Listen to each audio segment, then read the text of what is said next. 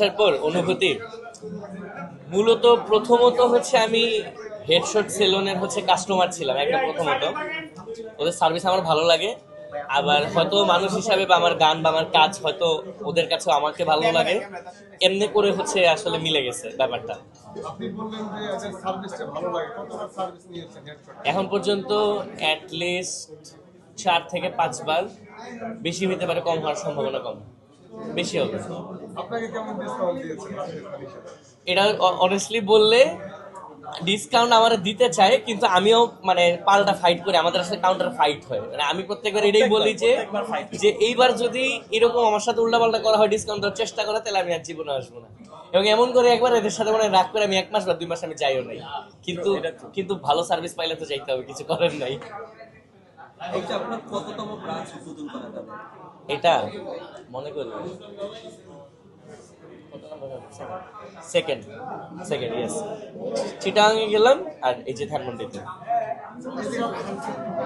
দেখা যাচ্ছে ভিন্ন লোকে আমার তো বুঝি না আসলে কি পরে বেরোবো, আমি দেখি আর লোকে অত প্ল্যান ট্যান করে করা হয় না।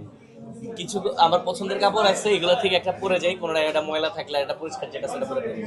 তাসিফ ভাইয়ের কিন্তু এই ঈদে গান আসতেছে, আপনারা কি জানেন সবাই? আসতেছে ইয়া।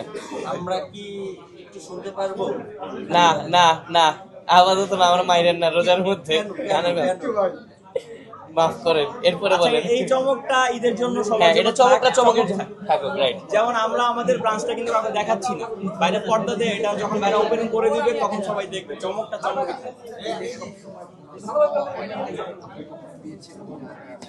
কি সালামি?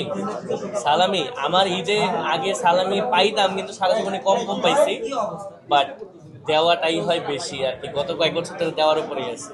আচ্ছা তাসিফ ভাই বলেন, এই যে দেওয়াটাই বেশি, ছোটবেলায় সেই স্মৃতিগুলো কি মনে পড়ে না যখন আপনি একজনকে দিতে যান? ছোটবেলায় যেগুলো পাওয়ার স্মৃতি এগুলো খুব কম। আমার হচ্ছে দাদু দিত করা 2 টাকার নোট দিত, চাইলে বড় জোর 2 টাকার নোট, 2টা 3টা 4টা, হাইয়েস্ট 20 টাকার নোট পাইতাম, বড় নোটের মধ্যে 20 টাকা। আর এখনকার পোলাপাইন যা হইছে, এদেরকে 100 দিল বলে যে এই কি দিছে হ্যান ত্যান এগুলা করতে থাকে। দিন তো আসলো, ইফতারের সময় জিলাপি কি পছন্দ করে কিনা বলিস? বুঝিনি, আরেকবার।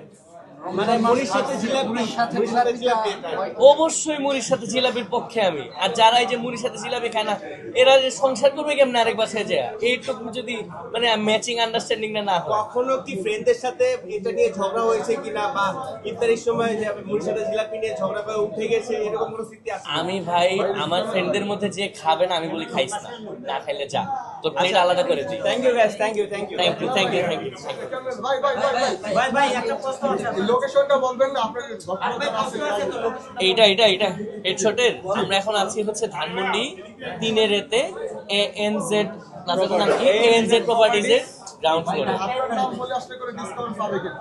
সবার জন্য ডিসকাউন্ট। আমার নাম বললেও ডিসকাউন্ট লাগবে না, হেডশটে মোরালেস ডিসকাউন্ট চলতেই থাকে সবসময়।